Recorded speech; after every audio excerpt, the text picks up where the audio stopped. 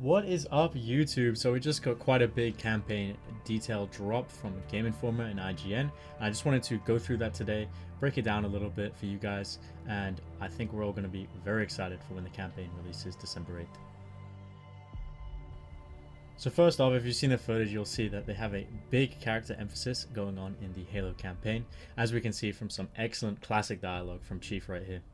No, not then! Not again! We need to run! I need a weapon. Weapon? This is all I've got. It's enough. They're going to be going quite deep into the relationship between Master Chief and Cortana, as well as adding some of the new characters and nemesises, such as Jaeger or Domnite. Starting off, we're getting very much Halo CE sequel vibes as you fight off the Banished and rescue UNSC forces. The combat is going to be split between large areas and narrow corridors, which is again very much like the CE style of maps that we had. Developers are calling these narrow areas dungeons, which is kind of funny. It reminds me a bit of Skyrim, where you had the massive open world and also these little cave areas, which really gives you a difference in fighting and combat. Regarding the open world though, the game isn't actually strictly an open world game. Zeta Halo is going to be partitioned into different areas, and you unlock these different areas by completing story missions.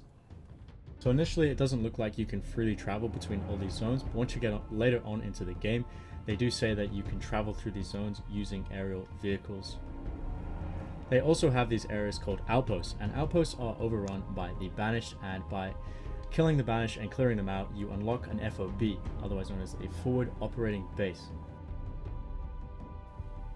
Now we've seen these in other gameplay videos, but what these basically do is allow you to fast travel. They also give you tactical map updates, which will provide you with different points of interest, which I'm guessing is going to be things like unlockables and skulls. We'll talk about more about that later. As well as having the fast travel option at FOBs, it is also going to allow you to call in weapons and vehicles. This brings me to the resource system in Infinite, which is going to be known as Valor. Now you earn Valor by completing activities such as destroying towers, rescuing Marines, and killing high value targets. And the more value you get, the more you can spend it on things like high tier items like the Scorpion, rocket launcher, sniper rifle, etc. This is really cool, and it kind of reminds me a bit of Metal Gear Solid 5, where you could spend your credits and call in weapons and vehicles pretty much at any point in time, anywhere on the open world. It's also going to allow you to approach different battles and scenarios in many different ways. So I said you could earn Valor by killing high value targets. Now, high value targets have another interesting feature to them. They talk about unique weapons being earned by killing these high value targets. For example, there was this elite called Okro Vagadoon, and if you killed him, you unlocked his high powered energy sword.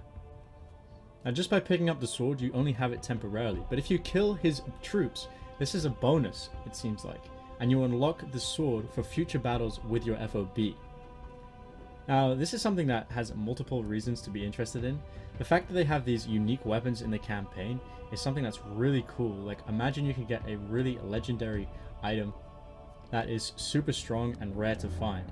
Lastly, they talk about some of the discoverables in the game. There'll be some favorable returns like the skulls, but there are also going to be two new discoverables, and that is audio logs, which will flesh out a lot more of the story. They've said that Lasky will be in this, who worked with Chief back in the day, and there will also be Spartan cores, and these will be used to improve your equipment, such as upgrading your shields and the grapple hook.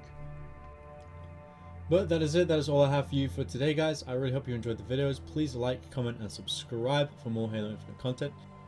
I hope you have a really great day.